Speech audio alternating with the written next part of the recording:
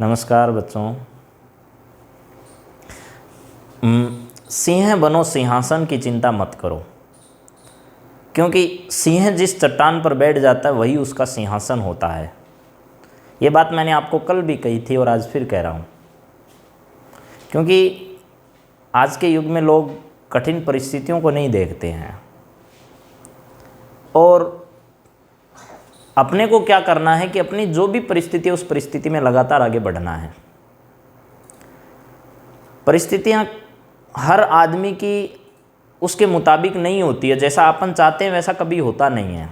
संघर्षों से आगे बढ़ना पड़ता है हर इंसान को, और कोई भी व्यक्ति रानू मॉडल की तरह नहीं होता। हर इंसान की ज़िंदगी में ऐसा वक्त कभी नहीं आता है कि रातों रात आसमान पे आपकी सारी बुलंदियां हो।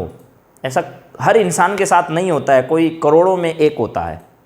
तो अपने को ही संघर्ष के साथ और अपने प्रयास के बलबूते आगे बढ़ना है।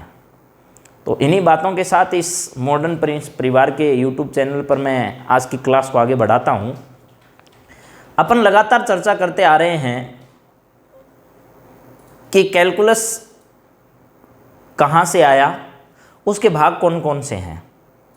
उसके बाद कल अपन ने जो चर्चा की थी वो चर्चा ये थी कि इंटीग्रेशन और डिफरेंशिएशन क्या है।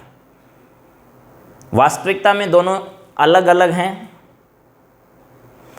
डिफरेंशिएशन जो ये बताता है कि कोई चीज़ कैसे बदल रही है, कितनी बदल रही है, कितनी तेज़ी से बदल रही है।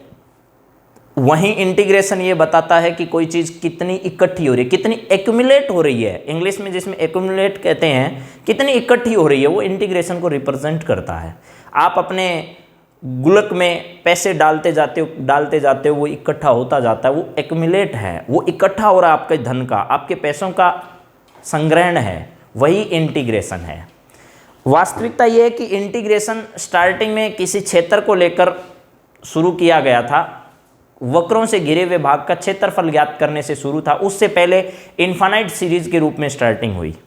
फिर अपन ने कल बात की थी कि भाई जो राशियां हैं, क्वांटिटी है, वो किसको कहते हैं। तो मैंने आपको बताया जिनका मापन किया जा सकता है, जिनका मेजरमेंट किया जा सकता है, वो सब राशियां होती है। उसके बाद मैंने आपको ये भी बताया कि राशियां दो टाइप की होती है मुख्यतः, एक चर राशि होती है और एक अचर राशि होती है, जिसमें कैलकुलस की बात कर रहा हूँ मैं, फिजिक्स की बात नहीं कर रहा हूँ या वेक्टर की बात नहीं कर रहा हूँ। यहाँ अपने को ये जानना है कि चर राशि और अचर राशियाँ जो फिर दो दो भागों में डिवाइड होती है, वो भी कल अपन ने बात की थी कि भाई एक तो होती है स्वतंत्र चर राशि और एक होती है प्रतंत्र चर राशि। ठीक उसी प्रकार कांस्टेंट भी दो टाइप के होते हैं। एक स्वेच्छ अचर होते हैं जिनको आर्बिट्री कांस्टेंट कहते हैं अपन, एक होता है निरपेक्ष अचर जिनको एब्सोल्यूट कांस्टेंट कहते हैं। यहाँ तक की बात शायद अपन ने कल कर ली थी।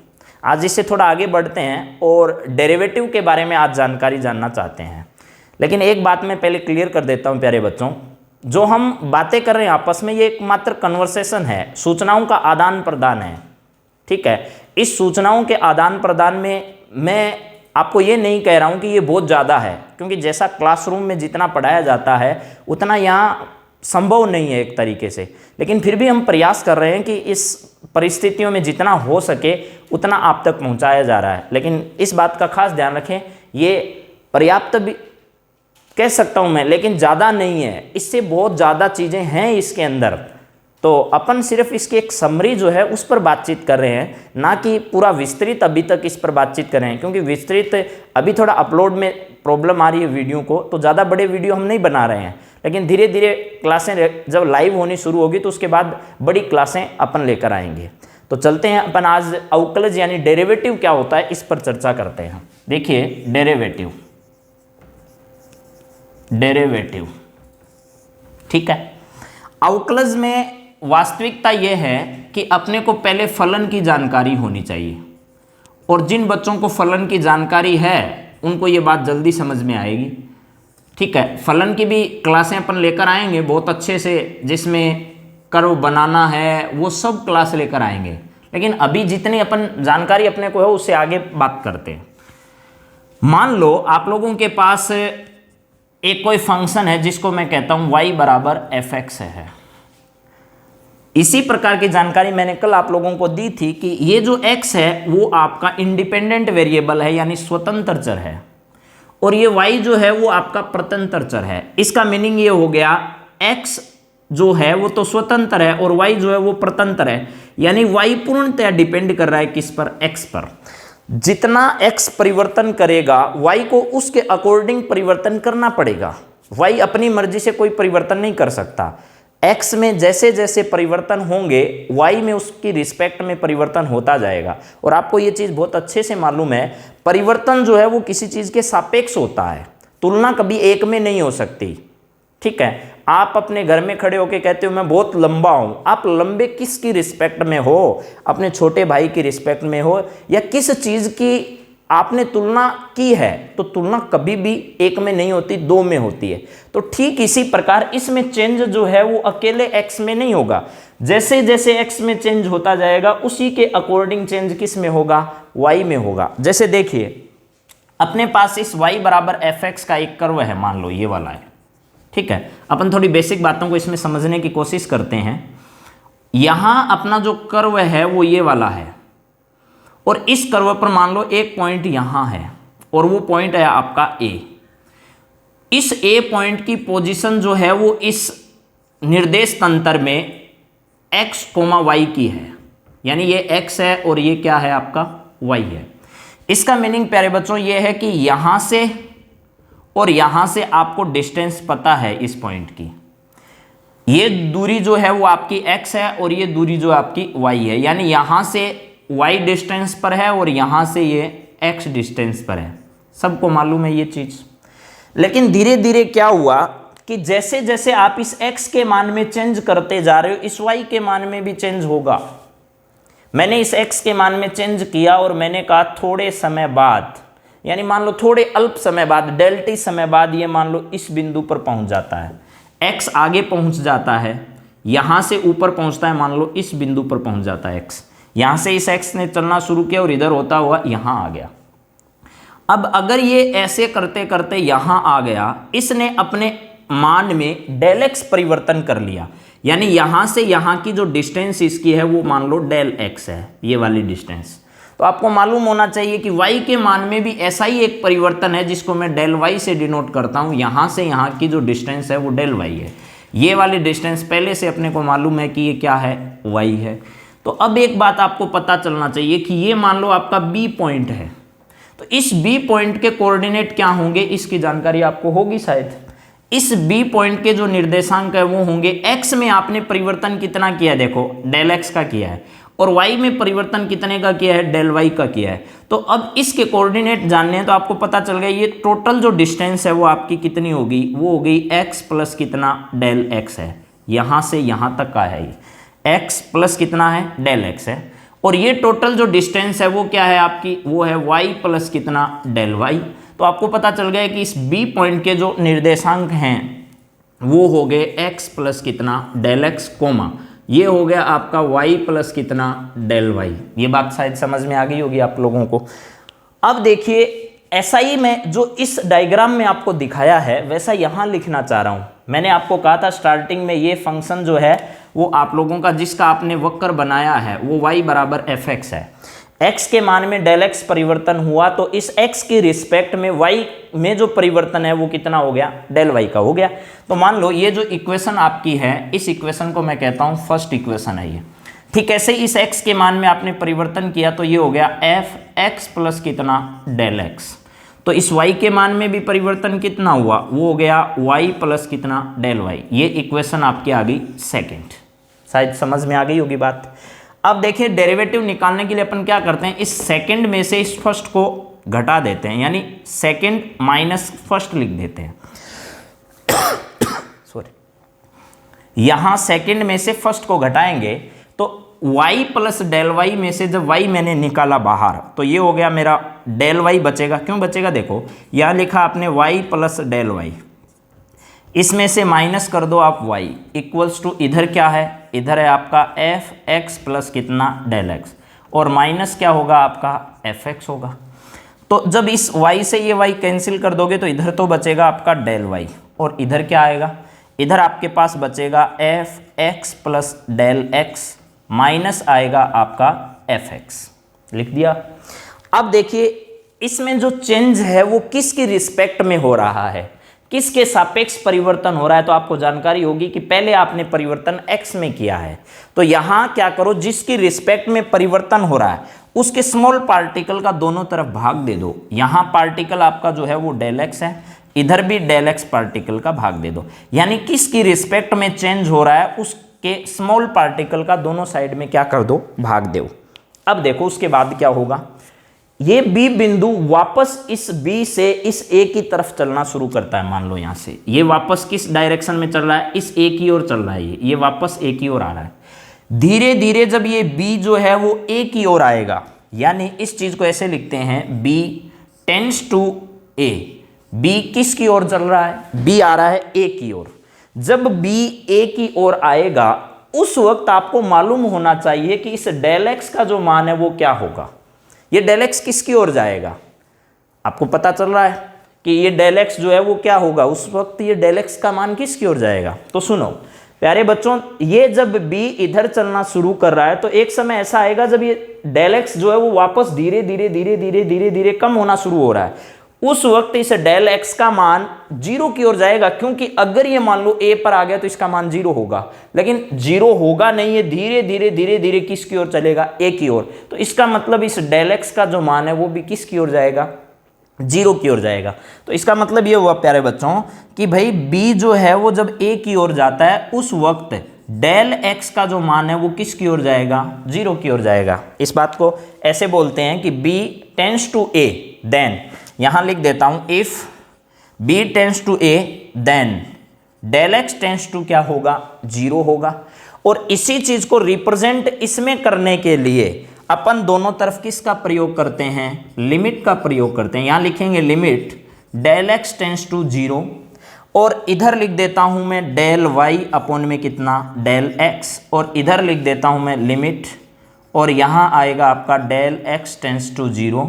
ये होगा आपका f x plus del x minus होगा आपका एफ एक्स अपॉन होगा आपके पास डेल एक्स। देखिए ये जो डेल वाई अपॉन में डेल एक्स लिखा हुआ है आपके पास, इसको बोलते हैं एवरेज रेट ऑफ चेंज, यानी औसत वेग में औसत परिवर्तन है किस में, वाई में, किसकी रिस्पेक्ट में, एक्स की रिस्पेक्ट में। वाई में एक्स के सापेक्ष औसत परिवर्तन को दर्शाता है ये वाला, और ठीक इसी प्रकार ये वाला भी है। लिमिट लगा दी अपन ने, limit del x tending to 0 कर दिया, डेल वाई अपॉन में डेल एक्स कर दिया, यहां limit del x tending to 0 है, f x plus del x है माइनस एफ एक्स है अपॉन में डेल एक्स है। तो ध्यान रखना प्यारे बच्चों, इसी चीज को क्या कहा जाता है, डी वाई अपॉन में डी एक्स कहा जाता है, और ये होता है d y upon d x है। इसको आप ऐसे भी लिख सकते हो limit del x tending to 0, और यहां आप लोग लिख सकते हो डेल वाई अपॉन में कितना, डेल एक्स। इसी के इक्वल लिख सकते हो आप लोग limit del x tending to 0, और ये हो गया आपका f x plus del x minus आपका हो गया एफ एक्स अपॉन में क्या होगा जी, डेल एक्स होगा। ये बात मैंने लिखी है, इसी का मतलब ये है कि इसी को कहते हैं तात्क्षणिक परिवर्तन होता है, ये हिंदी में बोलते हैं इसको। तात्क्षणिक परिवर्तन किस में है, वाई में है, और किसकी रिस्पेक्ट में है, एक्स की रिस्पेक्ट में। इसका मतलब प्यारे बच्चों समझना कि ये जो अगर आपसे कोई पूछे कि d y upon d x आपने जो यहां लिखा है ये क्या है, तो आप जवाब देना यहां लिखा है प्रतंत्र चर वाई है, तो ये है आपका प्रतंत्र चर। प्रतंत्र चर कौन सा है, वाई। प्रतंत्र चर वाई में स्वतंत्र चर कौन सा चर, स्वतंत्र चर एक्स के सापेक्ष परिवर्तन की दर है, ये परिवर्तन की दर है ये, यानी रेट ऑफ चेंज है। रेट ऑफ चेंज किस में, वाई में, विथ रिस्पेक्ट टू क्या है, एक्स है, ठीक है। यानी वाई में एक्स के सापेक्ष परिवर्तन की दर को डिनोट करता है। इसी को अपन डेरिवेटिव कहते हैं, इसी को कहते हैं वाई का एक्स के सापेक्ष क्या ज्ञात किया है अपन ने, अवकलज ज्ञात किया है। y का x के सापेक्ष इसे अवकलज भी कहते हैं। मैं यहाँ लिख सकता हूँ, ये जो है इसी को कहते हैं y का x के सापेक्ष अवकलज, और इसी को प्रदर्शित ऐसे भी कर सकते हो, देखो dy अपॉन में dx है, इसी को आप लोग डिनोट कर सकते हो किससे, कैपिटल डी और वाई से। इसी को आप डिनोट कर सकते हो वाई डैश से। इसी को आप डिनोट कर सकते हो यानी प्रदर्शित कर सकते हो किसी से, y1 से। ये जो मैंने लिखे हैं आपके सामने, dy/dx है, कैपिटल dy है, y डैश है, y1 है, ये सब के सब y का x के सापेक्ष जो अवकलज है उसी डेरिवेटिव को रिप्रेजेंट करते हैं, इसी अवकलज को क्या करते हैं, प्रदर्शित करते हैं। और ये जो विधि आपको पढ़ाई जा रही है, इस विधि का नाम है प्रथम सिद्धांत से डेरिवेटिव ज्ञात करना। प्रथम सिद्धांत से यानी first principle of the derivative, अवकलन में अवकलज ज्ञात करने का प्रथम सिद्धांत है ये। अब दो बेसिक बातें जानना आप थोड़ी सी। ये मैंने dy/dx ज्ञात किया, इसका मतलब मैंने अवकलज ज्ञात किया है। और अवकलज ज्ञात करने की जो प्रक्रिया है उसी को कहते हैं अपन अवकलन करना। क्या कहते हैं उसे, अवकलन करना, डिफरेंशिएशन निकालना। अपन कहते हैं कि ये अवकलन ज्ञात करो, इसका मतलब अपन ने जो विधि काम में ली है वो अवकलन करना कहलाता है। ठीक है, आप कई बार कहते हो कि dy/dx अवकलन है, ऐसा बिल्कुल नहीं है। अकेला dy/dx आप अवकलन मत कहो, क्योंकि वो क्या है, वो अवकलज है। और अवकलज ज्ञात करने की जो प्रोसेस आपने काम में लिए उसे कहते हैं अवकलन करना। और ये जिस नियम से मैंने इसको काम में लिया है वो प्रिंसिपल जो है वो कहलाता है अवकलन ज्ञात करने का प्रथम सिद्धांत। पहले 12वीं क्लास में ये टॉपिक प्रथम सिद्धांत से अवकलन ज्ञात करना आता था, लेकिन आजकल इसको 11th क्लास में डाल दिया गया है।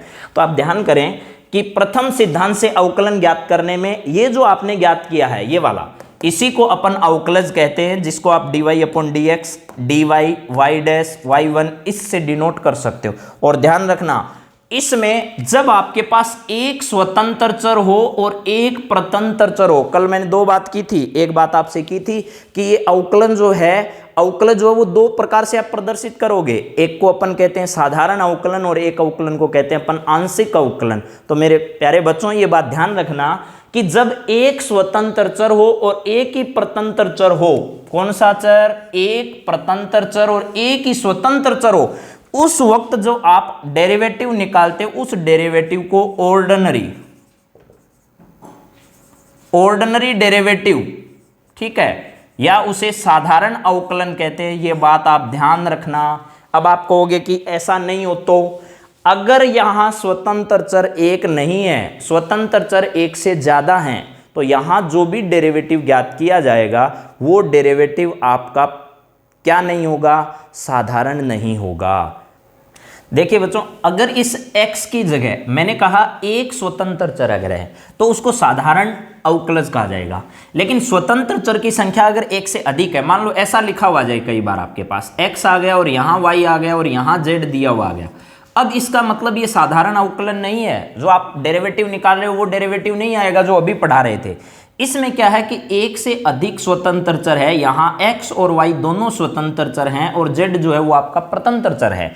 यानी ये दोनों जो है वो इंडिपेंडेंट वेरिएबल है, लेकिन ये डिपेंडेंट वेरिएबल है। तो इसमें यहाँ साधारण अवकलन वाला नियम लागू नहीं होगा। इसमें क्या है कि f, x और y इन दोनों में चेंज होगा और दोनों में एक साथ नहीं होगा, ये ध्यान रखें। x में हो गया तो y में परिवर्तन नहीं होगा, y में चेंज नहीं होगा, क्योंकि x की रिस्पेक्ट में z में चेंज हो जाएगा।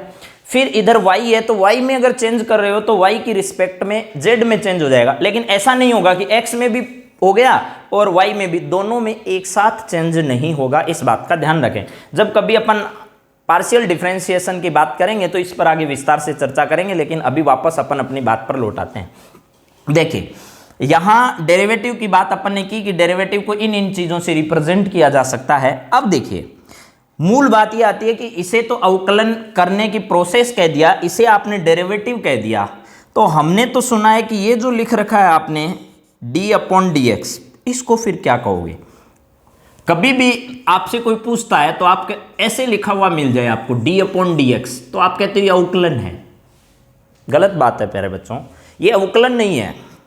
तो फिर ये क्या है? ये केवल अवकल संकारक है। क्या है ये केवल और केवल अवकल संकारक है। भाई आपको मैं कहता हूं ये डिफरेंशियल ऑपरेटर है। डिफरेंशियल क्या है? ऑपरेटर है। अब आप समझ जाओगे कि ये संकारक, ये ऑपरेटर कौन सी बीमारी आ गई। तो आज के बाद अगर आपसे ये पूछे कि d/dx क्या है, तो ये ध्यान रखना, ये क्या है प्यारे बच्चों, अवकल संकारक है। अगर किसी को अभी भी कोई कंफ्यूजन है तो आप पूछ सकते हो।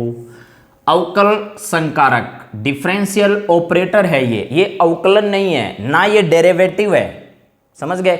ये अगर इतना कोई आपसे पूछे कि d/dx क्या है, तो आपको जवाब इतना ही देना है कि अवकल संकारक। और ऐसे सवाल आगे जब आप किसी एग्जाम को क्रैक करके कहीं कंपटीशन देने जाओगे, वहाँ पूछा जाता है। जैसे मान लो आपका एमएससी में कहीं बढ़िया जैसे MNIT जैसे इंस्टीट्यूट में एडमिशन होता है, या कभी IIT में आपका एडमिशन होता है MSc के लिए, तो उसमें पहले आपका इंटरव्यू होगा।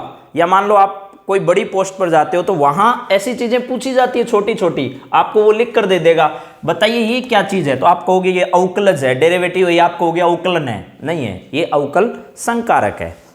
अब मैं आप लोगों से बातचीत कर लेता हूँ फिर, संकारक क्या चीज़ होती है, अगर आपको मालूम हो तो बताना ज़रा। संकारक क्या चीज़ होती है, ऑपरेटर क्या होता है। वैसे बहुत ज़्यादा पढ़े जाते हैं ऑपरेटर फिजिक्स में तो, लेकिन मैथ में भी ऑपरेटर बहुत आते हैं।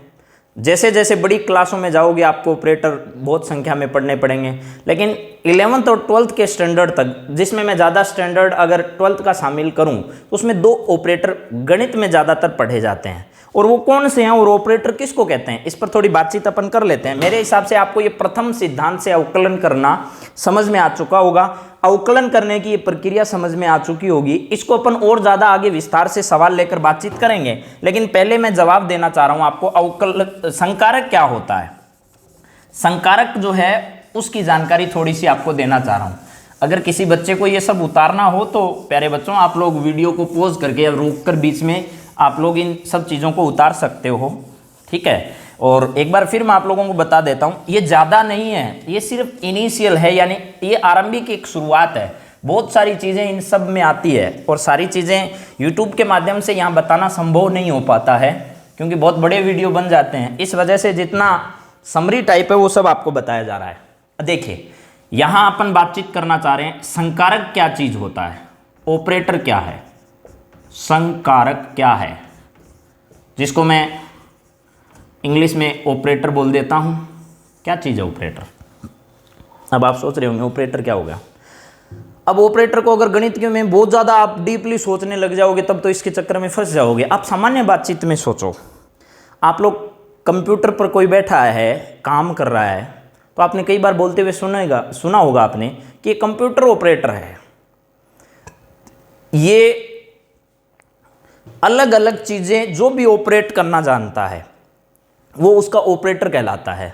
जैसे आप टीवी को ऑपरेट करते हो तो टीवी ऑपरेटर हो, आप अगर हवाई जहाज उड़ाने वाले हो तो हवाई जहाज को ऑपरेट कर रहे हो, आपकी सेना में कोई आदमी होगा वो अगर रडार पर बैठा होगा तो वो रडारों को ऑपरेट करने वाला होगा। ठीक इसी प्रकार जितनी भी चीज़ें होंगी वो सब क्या कहलाते हैं, उसके ऑपरेटर कहलाते हैं। क्या कहलाते हैं, ऑपरेटर, संकारक कहलाते हैं। किसी चीज़ को चलाने वाला, जैसे गाड़ी चला रहा है कोई, तो ड्राइवर जो है वो उस गाड़ी को ऑपरेट करने वाला है। जो भी चीज़ें किसी एक आदमी के अंडर में काम कर रही है वो उसको ऑपरेट करता है। मान लो आपका एक स्कूल है, उस स्कूल का एक प्रिंसिपल है, तो वो प्रिंसिपल जो है वो स्कूल को ऑपरेट करता है। क्या करता है, ऑपरेट करता है। ठीक इसी प्रकार ही अपने को संकारकों को समझना है, लेकिन गणित में थोड़ा सा अलग तरीके से समझना है इसको। संचालन किसका करवाना है आपको, यहां सारा खेल चर राशि का है या अचर राशि का है, तो आपको चर राशियों को ऑपरेट करवाना है किसी चीज के साथ। उनको ऑपरेट करने वाले जो होते हैं वो ऑपरेटर कहलाते हैं, ठीक है। यानी मैं मेरी भाषा में अगर कहूं तो इस कैलकुलस में या गणित में या फिजिक्स में कुछ ऐसे संकेत होते हैं, कुछ ऐसे अक्षर होते हैं जिनका खुद का कोई स्वतंत्र अस्तित्व नहीं होता है। खुद का कोई स्वतंत्र अस्तित्व नहीं होता है, इसका मतलब यह है कि वो अकेले कुछ नहीं कर सकते, लेकिन अगर वो किसी राशि के साथ जुड़ जाए तो उस राशि के मान को परिवर्तन करने की वो ताकत रखते हैं। ऐसे संकेतों को, ऐसे अक्षरों को ही कैलकुलस में या फिजिक्स में ऑपरेटर कहते हैं अपन। दोबारा सुन लो, मान लो आपकी क्लास में सबसे ज़्यादा बदमाशी करने वाला कोई बच्चा होगा, जैसे अपने गांव में परिवार में कोई बदमाशी करने वाला होगा। वो अकेला कभी बदमाशी नहीं करता है, क्लास में अकेला कभी नहीं करता। वो क्या करता है, पहले अपना एक ग्रुप तैयार करता है और उस ग्रुप के माध्यम से वो क्रियाएं सारी आगे बढ़ाते हैं। ठीक ऐसे ही वो एक ग्रुप के साथ जुड़ जाता है तो उस ग्रुप के साथ जुड़ने के बाद वो उस क्रिया को ऑपरेट करता है। ठीक ऐसे ही ये संकारक जो होते हैं वो अकेले कुछ नहीं कर सकते, अकेले कुछ नहीं कर सकते, लेकिन अगर इनके साथ किसी राशि को लगा दिया जाता है तो ये उस राशि के मान को परिवर्तन करने की ताकत रखते हैं। ऐसे संकेतों को, ऐसे अक्षरों को ही प्यारे बच्चों क्या कहते हैं, अपन कहते हैं संकारक। यानी गणित या फिजिक्स में कुछ ऐसे संकेतों का, ऐसे अक्षरों का प्रयोग अपन करते हैं जिनका खुद का कोई स्वतंत्र अस्तित्व नहीं होता, लेकिन यदि वो किसी राशि के साथ लग जाते हैं तो उस राशि के मान को क्या कर देते हैं, परिवर्तित कर देते हैं। जैसे अपन यहां दो संकारकों की चर्चा करने वाले हैं।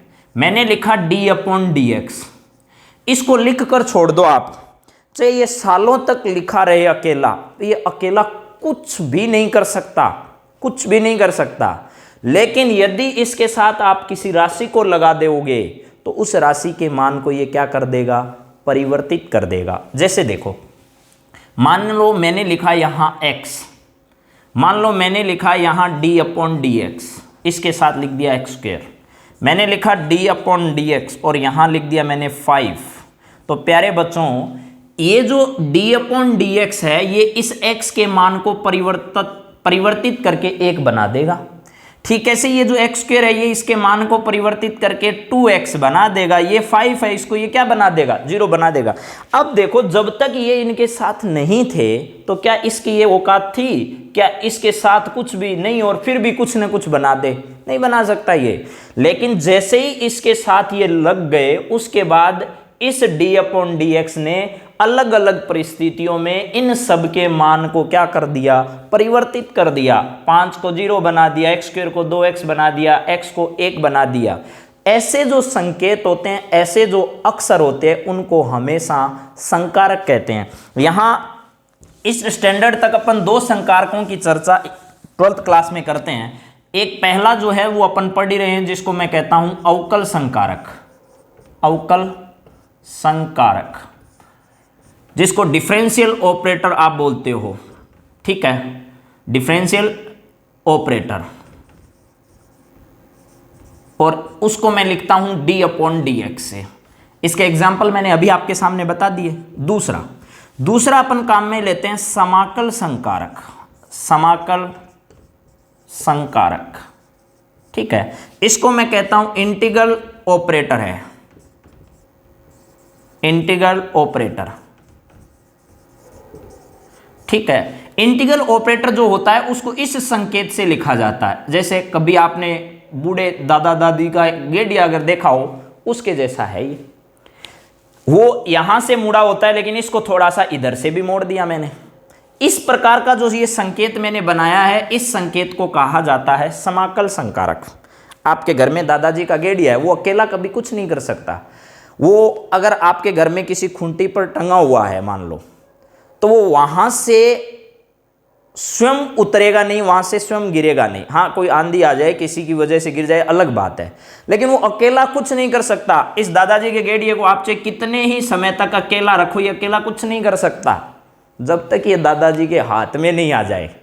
और आप बदमाशी करो और मान लो बाय द वे दादाजी के हाथ में हो, तो आप सोच कर देखो कि आपकी क्या हालत होगी। तो उसके बाद ये संकारक अपना मान क्या कर देगा, परिवर्तित कर देगा, और जिंदगी में दोबारा आप कभी ऐसी हरकत नहीं करोगे।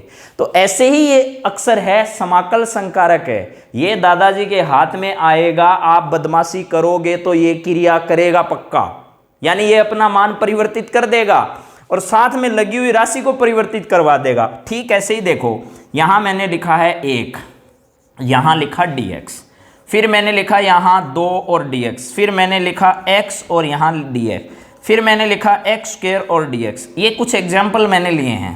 ठीक है, जिन बच्चों को भी इंटीग्रेशन की जानकारी नहीं है उनको भी आगे हो जाएगी।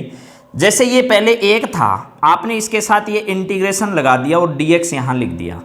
इस 1 को बदलकर ये वाला x बना देगा, इस 2 को ये बदलकर 2x बना देगा, इस x को ये बदलकर x²/2 बना देगा, इस x² को बदलकर ये x³/3 बना देगा। अभी आगे जो कांस्टेंट वाली बात है उसको मत देखो, चाहिए आप लोग इतना ही समझो कि इसके कारण इस पर क्या प्रभाव पड़ा। 1 को x बना दिया, 2 को 2x बना दिया, x को x² बना दिया, x² को इसने x³ बना दिया। इसका मतलब है ये संकेत जो है वो अपने साथ लगने वाली राशि के मान को क्या कर रहा है, परिवर्तित कर रहा है। ऐसे जो संकेत होते हैं उन्हीं को क्या कहते हैं, संकारक कहते हैं। देखिए प्यारे बच्चों, यहां तक आपके सिलेबस में सिर्फ 2 ही संकारक है, लेकिन जैसे जैसे आप बड़ी क्लास में आगे पढ़ोगे उसके बाद कुछ संकारक और आएंगे, जैसे ये डेल आ गया, ऐसे ये नेबला आ गया, ऐसे ये आई आ गया, इस प्रकार एक ई आ गया। ये सब के सब संकारक बहुत सारे आएंगे अगली क्लासों में। जब आप बड़ी क्लासों में जाओगे तो इस प्रकार के संकारक आपको बहुत सारे मिलेंगे। जैसे ये आ गया तो ये सब संकारक हैं, ठीक है। इन संकारकों की जानकारी आगे जैसे जैसे आप पढ़ते जाओगे वैसे वैसे आपको होती रहेगी।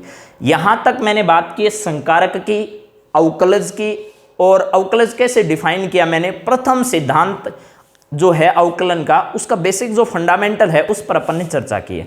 अब मैं चाह रहा हूं कि आपको प्रथम सिद्धांत से 1-2 अवकलन करके दिखाता हूं, आपको अवकलज ज्ञात करके दिखाता हूं, ताकि आपको ये पता तो चले कि यहां इसका अवकलन इतना क्यों होता है और कैसे होता है। तो सुनिए, अपन पहला एग्जाम्पल लेते हैं आज।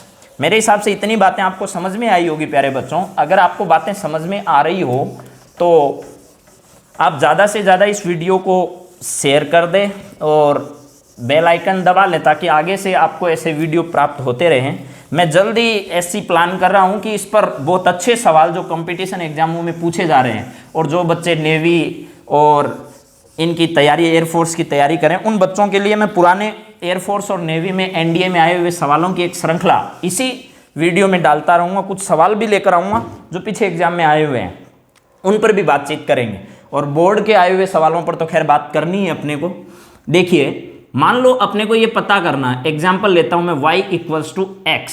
सबसे आसान सवाल लिया है मैंने, डेरिवेटिव का सबसे आसान सवाल लिया है। आपको x का अवकलन आता होगा, लेकिन आया कैसे उस पर थोड़ी बातचीत करते हैं। जो नियम मैंने पहले यहां लगाया उसी नियम का मैं यहां पालन करता हुआ आगे बढ़ूंगा। जैसे मान लो ये y = x है, इस y = x में क्या है कि इसका वक्र जो है वो ऐसे बनता है, इधर भी आता है लेकिन अपन ने इतना ही बनाया है। मान लो किसी समय पर आप यहां खड़े हो, ये पॉइंट आपका A है, थोड़े समय बाद ∆t समय बाद आप यहां पहुंच जाते हो, ये B पर पहुंच गए। पहले यहां ये जो पॉइंट था आपका, इस पर आपका कोऑर्डिनेट जो है वो x, y है, समझ गए। उसके बाद धीरे धीरे यहां पर जब पहुंचे हो तो मान लो आपके x के मान में परिवर्तन हो गया ∆x का। कितना परिवर्तन हुआ प्यारे बच्चों, ∆x का परिवर्तन हो गया। ये पहले से x था ही, तो ये टोटल हो गया आपका x प्लस कितना, ∆x का। यहां तक हो गया। उसके बाद देखिए यहां से यहां की डिस्टेंस पहले y थी, ये y लिख दी। अब ये y तो है ही, लेकिन इस x के परिवर्तन जो है वो ∆x होने के कारण इस y के मान में भी परिवर्तन ∆y हो गया, और ये पहले से y था ही। तो ये टोटल जो मिलाकर अब हो गया वो हो गया आपका y प्लस कितना, ∆y। बस इतनी बात अगर समझ में आ गई आपको तो ये आगे वाली बात समझ में आ जाएगी। देखो, मैंने पहले आपको ये बताया कि इसको इक्वेशन नंबर फर्स्ट नाम दे देना। उसके बाद इस x में आपने परिवर्तन किया तो ये हो गया x प्लस कितना, ∆x। तो इस परिवर्तन होने से y के मान में भी परिवर्तन होगा और वो हो गया y प्लस कितना, ∆y। इसको मैंने नाम दे दिया इक्वेशन कितना, सेकंड। अब वही काम जो आपको स्टार्टिंग में मैंने बताया था वही करना है। इक्वेशन सेकंड में से इक्वेशन फर्स्ट को घटा दो, तो यहाँ y से y तो कैंसिल हो जाएगा, बचेगा कितना, ∆y। यहाँ लिख दिया मैंने ∆y इक्वल्स टू क्या है, x प्लस ∆x में से x माइनस करना है, x प्लस ∆x में से क्या माइनस करना है, x माइनस करना है। यहाँ x से x कैंसिल हो गया तो आपके पास क्या बच गया प्यारे बच्चों, ∆y इक्वल्स टू बचा ∆x।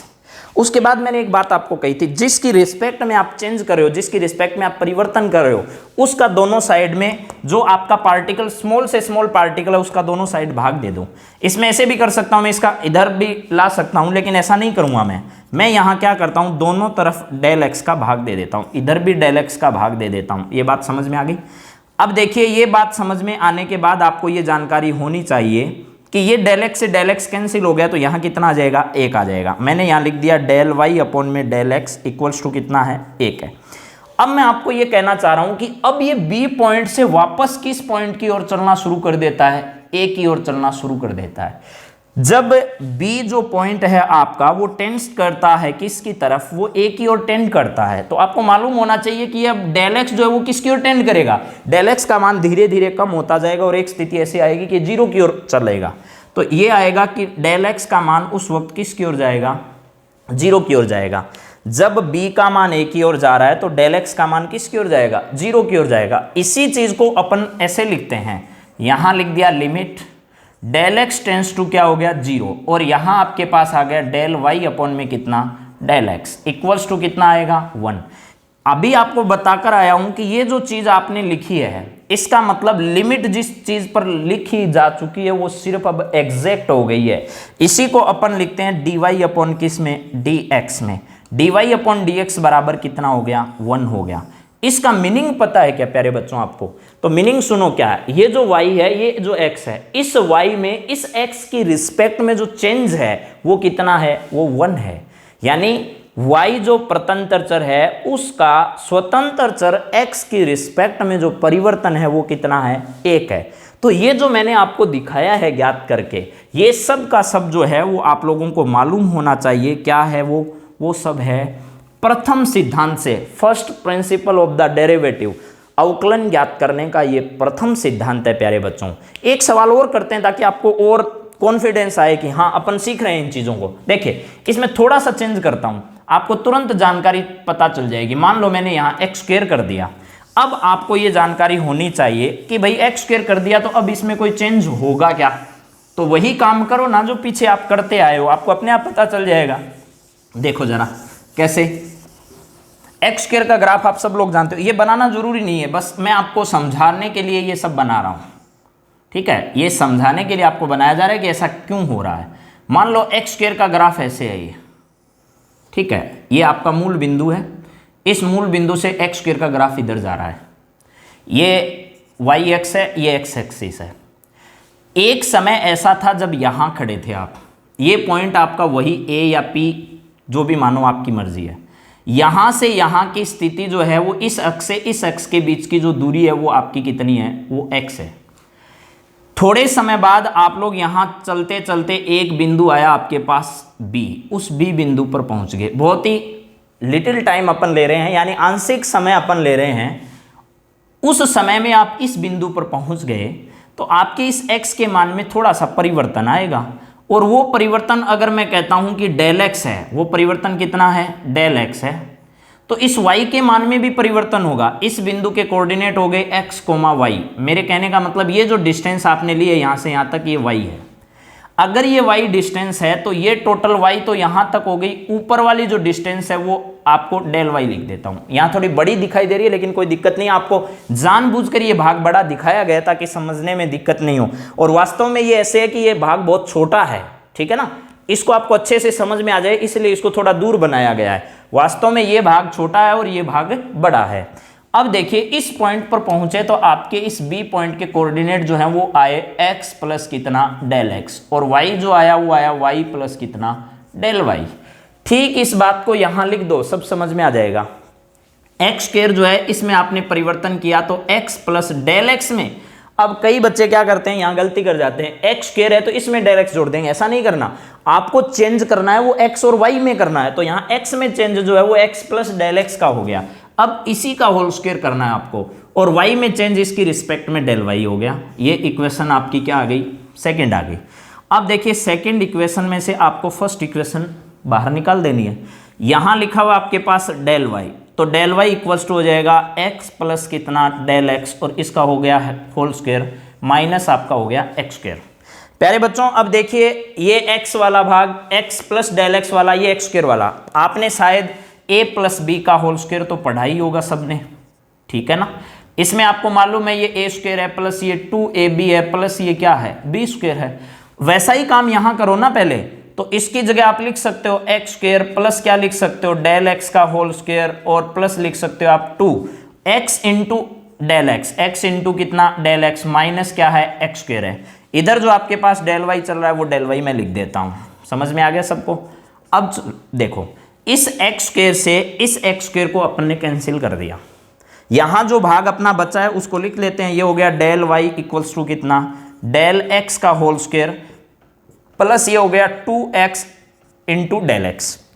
अब मैंने जो बात बताई वो ध्यान करो, मैंने कहा x में चेंज हो रहा है और जिसमें चेंज हो रहा है उसका स्मॉल पार्टिकल लेकर इसको दोनों तरफ डिवाइड कर दो, तो दोनों तरफ डिवाइड करोगे तो यहाँ डेल एक्स आ जाएगा, यहाँ डेल एक्स जिसके रिस्पेक्ट में चेंज कर रहे हो हमेशा डिवाइड उसी के आंशिक पार्टिकल से करना है, क्योंकि चेंज तो इस डेल एक्स में हो रहा है ना, ये डेल एक्स आप चेंज कर रहे हो तो उसी का भाग दे दो दोनों तरफ। अब क्या होगा सुनो, ये डेल एक्स अपने पास है, इस डेल एक्स का इधर जब आपने भाग दिया तो इस डेल एक्स से डेल एक्स एक कैंसिल हो गया, तो यहाँ बचेगा डेल एक्स, प्लस इस डेल एक्स में इस डेल एक्स का भाग दिया तो आपके पास बचेगा 2x। इधर मैंने लिखा है पहले की तरह डेल वाई अपॉन में कितना डेल एक्स। अब अपन क्या करते हैं कि वही काम जो मैंने पहले बताया, अब धीरे धीरे ये बी बिंदु जो है वो किसकी ओर आना शुरू हो गया, x की ओर इधर आना शुरू हो गया, ए बिंदु की ओर। जब ये बी पॉइंट है वो आपका टेंड करता है ए की ओर, तो उस वक्त आपको बता दिया कि डेल एक्स जो है वो किसकी ओर टेंड करेगा, 0 की ओर टेंड करेगा। इस बात को यहाँ रिप्रेजेंट करती है लिमिट, लिमिट जो है वो आपके पास आ गई डेल एक्स टेंडिंग टू 0, और यहाँ आपके पास आ जाएगा डेल वाई अपॉन में डेल एक्स इक्वल्स टू, इधर आपके पास लिमिट आ जाएगी, limit del x tending to 0, और यहाँ लिखोगे आप 2x प्लस डेल एक्स है, इसको मैंने लिख दिया 2x प्लस कितना डेल एक्स। अब देखो इसकी वैल्यू तो आपको पता चल गई, अब ये एग्जैक्ट होने के बाद आपका ये बन जाएगा डी वाई अपॉन में डी एक्स इक्वल्स टू, देखिए ये वाला जो मान है इसके कारण ये डेल एक्स तो 0 हो जाएगा और इस x पर कोई फर्क नहीं पड़ेगा, तो ये कितना आ जाएगा 2x आ जाएगा। इसका मतलब प्यारे बच्चों ये हो गया कि आपको x स्क्वायर है इसका और y जो दे रखा है इसमें x के रिस्पेक्ट में अगर चेंज पूछा जाता है तो वो चेंज कितना होगा 2x होगा। इसका सीधा सीधा मतलब ये है प्यारे बच्चों कि अगर x का अवकलन आप करते हो, y बराबर x का अवकलन x के रिस्पेक्ट में करते हो तो 1 आता है, एक्स स्क्वायर का x के रिस्पेक्ट में अवकलन करते हो तो आपके पास 2x आता है। ऐसे ही जैसे देखो अब इस बात को शॉर्ट में समझे तो x की पावर 3 का जब करोगे y x के रिस्पेक्ट में तो इसका dy अपॉन जो dx आपको मिलेगा वो मिलेगा 3x की पावर 2। इसका मतलब जो पावर आपके पास है वो पावर कहाँ आ रही है, आगे आ रही है, और एक पावर क्या होती जा रही है, कम होती जा रही है। जैसे ऐसे लिखा आपने y बराबर x की पावर लिखा 100, तो आपके पास क्या आएगा dy अपॉन में dx आएगा बराबर 100 यहाँ आ जाएगा, और x की पावर क्या आ जाएगी 99 आ जाएगी। अब इस प्रकार के सवालों का एक फंडामेंटल जो फॉर्मूला होता है, जैसे x की पावर n है, y बराबर आपके पास आ गया मान लो x की पावर n, तो एक x की पावर n की ओर बात कर लेते हैं फिर अपन आगे सोचेंगे। देखिए मैंने यहाँ लिख दिया x की पावर n, ठीक है, ध्यान से सुनना मेरी बात को प्लीज़ आप लोग, क्योंकि यहाँ से कैलकुलस की शुरुआत होती है और अगर स्टार्टिंग खराब है, ठीक है, तो फिर आगे तो पता ही आप लोगों को सब बताने की ज़रूरत नहीं है। तो इस बात का ध्यान रखें, आप कभी भी मैथ्स की क्लास किसी भी सब्जेक्ट की हो सब में ये नियम लागू होता है। आप क्लास बीच में से ना देखें, स्टार्टिंग में पहले जो क्लास होगी उनको देखें, उसके बाद आगे चलें, ठीक है, तो आपको सारी बातें समझ में आएगी। चलिए देखिए x की पावर n को अगर मैं लेता हूँ यहाँ, इसका मैं कोई कर्व नहीं बना रहा हूँ क्योंकि पॉजिटिव सम और विषम इवन और ओड लेने पर इसका मान अलग अलग आता जाएगा, तो आपको मैं वक्र बनाना कभी ना कभी जरूर सिखाऊंगा। सारे वक्र कैसे बनते हैं इस पर अपन कभी बात करेंगे। x की पावर n मैंने लिया तो आपको पता है x के मान में आपने चेंज किया डेल x का, तो ये हो गया x प्लस डेल एक्स, इसकी पावर कितनी होगी n होगी। ठीक ऐसे ही आपने वो काम कर दिया, सेकंड में से फर्स्ट को घटा दिया तो ये आएगा x प्लस डेल एक्स की पावर n और माइनस एक्स की पावर क्या हो गया n। तो यहां मैंने लिख दिया डेल वाई बराबर हो गया x प्लस डेल एक्स की पावर n माइनस एक्स की पावर कितना n। अब सुनो जरा, ये x है, इन दोनों में से मैं अगर x को बाहर निकालता हूं तो यहां तो आएगा x की पावर n और इसमें आ जाएगा आपके पास 1 प्लस डेल x की पावर कितना x, और इसका मान मैंने लिख दिया n माइनस यहां आ गया आपका x की पावर कितना n। अब देखिए आपने 11th क्लास में एक द्विपद प्रमेय पढ़ी होगी, ठीक है, उस द्विपद प्रमेय में था 1 प्लस एक्स की पावर n, ऐसे लिखा हुआ था 1 प्लस एक्स की पावर n। तो आप इसका प्रसार जो है वो ऐसे पढ़ते हो 1 प्लस यहाँ लिखते हैं nx प्लस लिखते हैं n माइनस 1 अपॉन में फैक्टोरियल 2, फिर लिखते हैं एक्स स्क्वायर, फिर इससे आगे डॉट डॉट डॉट डॉट, ये इनफाइनाइट तक सीरीज चलती है, ऐसा आपने पढ़ा होगा। और इसके प्रसार में आपको ये भी पढ़ाया गया होगा कि पहला जो पद है वो इसमें इकाई होना चाहिए और दूसरा जो पद है वो -1 और 1 के बीच में होना चाहिए, और यहाँ जो पावर लिखी हुई है वो या तो भिन्न हो और या क्या हो, वो ऋणात्मक हो। नेगेटिव होता है तो द्विपद प्रमेय का प्रसार ऐसे किया जाता है। तो मैंने भी ऐसा ही किया, यहाँ n का मान कुछ भी हो सकता है आपके पास, उसके लिए एक ही कंडीशन लिख दी। इसीलिए मेरे को यहाँ पहला पद इकाई बनाने की जरूरत पड़ी, दूसरा पद जो है वो -1 और 1 के बीच में होना चाहिए। अब देखिए इसी प्रकार जैसे इसका प्रसार किया वही नियम यहाँ लगाते हैं। यहाँ 1 है, ये डेल एक्स बटे एक्स है, इसको मैं x मान लेता हूँ इसकी तरह। फिर आगे इसका विस्तार करते हैं यानी इसका प्रसार करते हैं, तो क्या आता है देखिए, यानी यहाँ मैंने लिखा है डेल y इक्वल्स टू, इन दोनों में से मैंने x की पावर n को कॉमन ले लिया, यहाँ बचेगा 1 प्लस, और ये हो गया डेल x बटे कितना x और इसकी पावर है n, माइनस यहाँ क्या है 1 है। जैसे इसका फॉर्मूला है x की पावर n और यहाँ लिखा है 1 प्लस डेल एक्स बटे इसकी पावर n, तो वैसा ही यहाँ लिख दो, 1 की जगह कितना आ गया 1 आ गया, प्लस n, n का मतलब n ही है, n लिख दो, x का मतलब है डेल एक्स बटे कितना x, ये लिख दो। फिर नेक्स्ट क्या आएगा प्लस n माइनस 1 लिख दो, अपॉन में क्या आएगा, अपॉन में आपके पास आएगा यहाँ फैक्टोरियल 2, और इसके बाद यहाँ आगे वाला जो आएगा वो आएगा एक्स स्क्वायर का मतलब ये x है आपका, तो इसकी जगह आप लोग लिख दोगे डेल x बटे x और इसकी पावर कितनी आ गई 2 आ गई, plus dot dot dot dot लगा दो। अब देखो ये तो इसका मान हो गया, इनफाइनाइट तक जाएगी ये, और इसके बाद जो है वो क्या है माइनस का 1 है, तो कहीं आगे जाकर आपके पास माइनस का क्या आएगा 1 आएगा। एक सेकेंड प्यारे बच्चों, मैं मार्कर दूसरा ले लेता हूँ।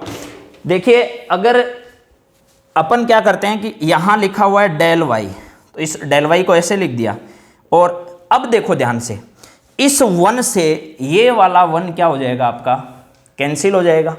तो क्या करना है अपने को, ध्यान से सुनो, इस n के बाद ये जितनी भी वैल्यू आई है इनको इसी प्रकार लिख लेना है। अब अपने को ध्यान ये करना कि मैंने कहा चेंज किसकी रिस्पेक्ट में हो रहा है, चेंज आपका हो रहा है x की रिस्पेक्ट में, तो आप यहाँ क्या करो दोनों तरफ डेल x से डिवाइड कर दो। मैंने यहाँ लिख दिया डेल y अपॉन में कितना डेल x, इधर भी यही काम कर दो, ये x की पावर n है, प्रत्येक टर्म को डेल x से डिवाइड कर दो, यानी प्रत्येक पद जो है उसमें डेल x का भाग दोगे तो देखो क्या मिलेगा, यहाँ n है, डेल x से डिवाइड करोगे तो n तो आ ही जाएगा, और इसके बाद डेल x से डेल x कैंसिल हो जाएगा, 1 अपॉन x बचेगा, प्लस आगे जो लिखा हुआ उसमें कोई चेंज नहीं है, n माइनस 1 अपॉन में फैक्टोरियल 2 आ जाएगा, प्लस ये जो लिखा हुआ है आगे वाला डेल x बटे x, इसमें डेल x जो है ना वो एक कैंसिल हो जाएगा जिससे आपने डिवाइड किया है, और 1 अपॉन एक्स स्क्वायर बचेगा और एक डेल x बचेगा, तो 1 अपॉन x जो है इसका तो होल स्क्वायर आएगा, लेकिन ऊपर सिर्फ एक डेल x बचेगा। अब ध्यान से सुनना मेरी बात, आगे जितने भी इसमें पद आएंगे पहले में डेल x कहीं नहीं आएगा, इसके बाद यहाँ 2 था तो एक डेल x, अब आगे 3 पावर आएगी तो 2 बचेगा, फिर 4 आएगी तो 3 बचेगा, ऐसे प्रत्येक पद में डेल x बचेगा, आगे कोई पद ऐसा नहीं आएगा जिसमें डेल x नहीं हो। तो अब देखना क्या करना, मैंने इसके बाद बताया था कि वापस वो जो b बिंदु था वो किसकी ओर आना शुरू होगा, a की ओर आना शुरू होगा, उस वक्त डेल का जो मान होगा वो 0 की ओर आएगा, यानी जब आपका b जो पॉइंट मैंने बताया वो अगर a की ओर आता है तो उस वक्त डेल x का मान किसकी ओर आएगा 0 की ओर आएगा।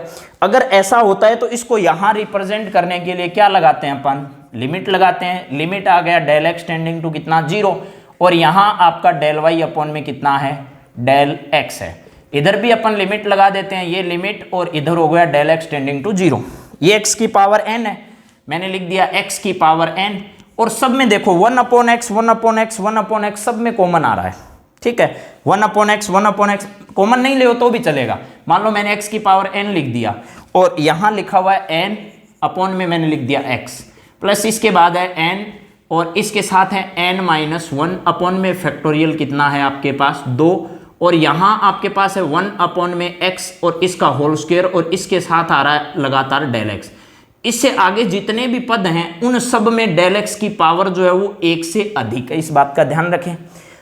जब अब लिमिट लगाएंगे तो इसकी वैल्यू तो आपके पास हो जाएगी dy अपॉन में कितना dx इक्वल्स टू, ये आगे वाला जितना भी बचा है ना उसमें देखो इस पद में कहीं डेल x नहीं है, और इससे आगे जितने भी पद है सब में डेल x आएगा, पहले 1 पावर फिर 2 पावर फिर 3 पावर फिर 4 पावर, ऐसे पावर लगातार बढ़ती जाएगी डेल x की। इससे आगे जितने भी पद हैं उसमें डेल x की वैल्यू अगर आप 0 रखोगे तो सारे के सारे मान क्या हो जाएंगे 0, यानी इससे आगे के जितने भी पद हैं वो सारे 0 हो जाएंगे, तो आपके पास सिर्फ बचेगा n बटे x, और यहाँ बाहर क्या है x की पावर n, तो देखिए इसको मैं लिख देता हूँ x की पावर n डॉट, आगे बचा आपके पास n बटे कितना x। नीचे x की पावर 1 है, ऊपर n पावर है। इस x की पावर 1 को मैं ऊपर लेके गया तो यहां आएगा आपका n, और x की जो पावर है n में से ऊपर ले जाने पर पावर माइनस हो जाएगी, तो ये हो जाएगी n माइनस कितना 1। इसका मीनिंग ये हुआ कि अगर आप y का x की पावर n है, इसका x की रिस्पेक्ट में अगर डिफरेंशिएशन करते हो बच्चों, तो प्यारे बच्चों dy अपॉन dx की जो वैल्यू है वो आएगी n x की पावर n माइनस कितना 1। अब देखो ध्यान से, जब भी इस पैटर्न का कोई सवाल मिले जिसमें x की पावर आपको दे रखी है, वो कोई रियल नंबर हो सकता है, तो आपको सिर्फ क्या करना है, x की जितनी पावर आपको दी हुई है उस पावर को आगे लिख देना। लिख दिया, उसके बाद जो पावर दे रखी है उससे एक क्या कर देना, कम कर देना, बस आपका अवकलन आ जाएगा। एक दो एग्जाम्पल छोटे छोटे देखो। y बराबर x की पावर मैंने लिखा 2020, आपको कहा इसका अवकलन करो, तो आपको अवकलन करने में ज़्यादा दिक्कत नहीं आएगी। dy अपॉन डी एक्स बराबर 2020, तो ये हो गया, और इसमें से एक कम करना है। कम करना है इसका मतलब ये 2000 क्या हो गया, अब 19 हो गया। ऐसे ही सभी प्रकार के सवालों को आपको हल करना है। अगर कोई दिक्कत आती है तो आप कमेंट बॉक्स में ज़रूर बताएं। आपका जो भी सुझाव है ज़रूर लिखें हैं। आप क्या कर रहे हैं, कौन सी प्रश्नावली आप पढ़ रहे हैं, इन सब बातों का आप जवाब दे सकते हैं। अगर आप इन सब बातों को ध्यान रखते हुए पढ़ाई करोगे तो आपको बहुत फ़ायदा होगा। और किसी भी प्रकार इस पढ़ाई के विषय में अगर आपको दिक्कत हो तो आप कमेंट बॉक्स में ज़रूर बताएं, और पढ़ाई को एक रफ्तार के साथ जारी रखें। हम आपके साथ खड़े हुए हैं, ये विश्वास दिला रहे हैं आपको, तो ज़्यादा कहने की शायद मेरे को अब ज़रूरत नहीं है। और इस मुकाम को अपन ज़रूर हासिल करेंगे एक दिन। अपने मन में कुछ बड़ा करने का ठानो और उस सोच के साथ आप आगे बढ़ो, और आगे बढ़ोगे तो जीवन में बहुत अच्छा करोगे। भाई ये तो एक खुला हाईवे है, इस पर दौड़ते जाओ। आज तक दो जोड़ा है, देखो अगर आसमान में सितारे बनकर चमकने की आपकी ललक है तो आपके दिन में इसका जुनून होना चाहिए, और जुनून भी ऐसा होना चाहिए कि उसके अलावा कुछ दिखाई नहीं दे बस। तो इसी बातों के साथ मैं आपसे विदा लेता हूँ आज। आपका बहुत बहुत धन्यवाद, और जय हिंद, जय भारत।